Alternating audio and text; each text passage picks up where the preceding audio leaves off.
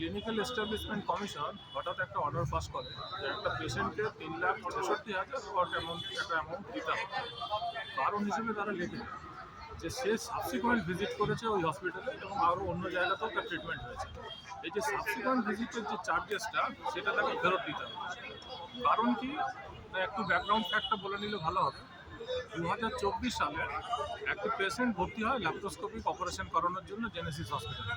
তো normally laparoscopic অপারেশনের জন্য 2 দিন রাখা হয় পেশেন্টকে, এর ক্ষেত্রে 3 দিন রাখা হয়, তারপর তাকে স্টেবল কন্ডিশনে ছেড়ে দেওয়া হয়।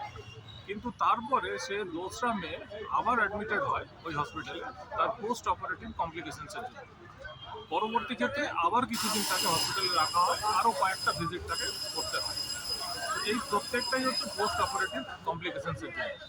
ক্লিনিক্যাল এস্টাবলিশমেন্ট কমিশন 12/12/2024 অর্ডারে লিখছেন যে তাকে যদি একদিন বেশি রাখাই হলো, তাহলে আরও কিছুদিন বেশি যদি রাখা হতো তাহলে এই কমপ্লিকেশনসগুলো অ্যারাইজ করতো না।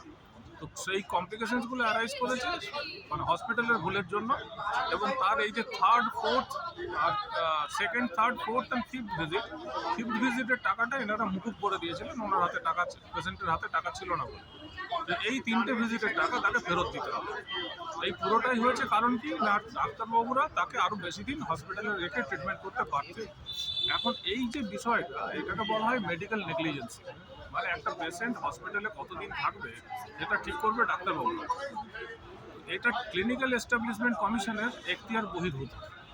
আইন বলছে, ক্লিনিক্যাল এস্টাবলিশমেন্ট অ্যাক্টের 38 ধারাতে বলছে যে মেডিকেল নেগলিজেন্সি সংক্রান্ত কোনো ডিসিশন ক্লিনিক্যাল এস্টাবলিশমেন্ট নিতে পারে না।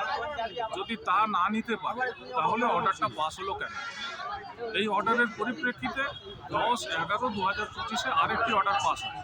সেখানে বলা হয় যে ওই যে আগের অর্ডারে টাকাটা দেওয়ার কথা ছিল সেটা যদি আপনি না দেন তাহলে নির্দেশ দেওয়া হয় ডাইরেক্টর অফ হেলথ সার্ভিসেসকে to cancel the licence of Genesis hospital in the event the money has not been paid. এই অর্ডারের পরিপ্রেক্ষিতে হঠাৎ বিভিন্ন চ্যানেলে খবর দেখাতে শুরু করে যে জেনেসিস হসপিটালের লাইসেন্স নাকি ক্যান্সেল হয়ে গেল, যার ফলে হসপিটাল খুব বিপদে পড়ে। উইদিন 2 ডেজ আমরা এই দুটো অর্ডারকে চ্যালেঞ্জ করে হাইকোর্টে যাই। হাইকোর্টে যাওয়ার উদ্দেশ্য হচ্ছে যে এই যে অর্ডার দুটো পাস হয়েছে, এই দুটো অর্ডারই ক্লিনিক্যাল এস্টাবলিশমেন্ট কমিশন পাস করতে পারে না। মেডিকেল নেগলিজেন্সির বিষয়টা যেহেতু ক্লিনিক্যাল এস্টাবলিশমেন্ট কমিশন দেখতে পারে না, সেহেতু এই অর্ডার দুটোও ইললিগাল অর্ডার। প্রাথমিকভাবে কোর্ট 3 দিনের স্টে দেয়, তারপরে 16ই ডিসেম্বর এই অর্ডারের উপরে স্টে দেয় এবং স্টেটকে জিজ্ঞেস করে যে যেহেতু তোমরা ক্লিনিক্যাল মেডিকেল নেগলিজেন্সি ডিটারমাইন করতে পারবে না, তো তাহলে অর্ডারটা কেন পাস করলে, কিসের কারণে এই অর্ডারটা পাস হলো যে তাকে টাকা দিতে হবে?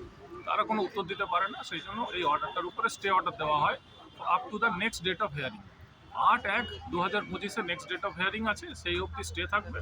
আশা করছি 8 তারিখে হিয়ারিংয়ের সময় বা হিয়ারিংয়ের পরে এই দুটো অর্ডারকে ক্যান্সেল করা সম্ভব। 26 হবে, 25-এর জায়গায় 26 হবে।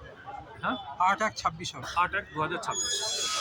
তো আশা করি দুটো অর্ডারই টিকবে না, কারণ দুটো অর্ডার পুরোপুরি ইলিগাল। অর্ডারের মধ্যেও লেখা আছে যে যদি মেডিকেল নেগলিজেন্সি সংক্রান্ত কোশ্চেন হয় তাহলে তোমরা অন্য জায়গায় এটার জন্য যেতে পারো।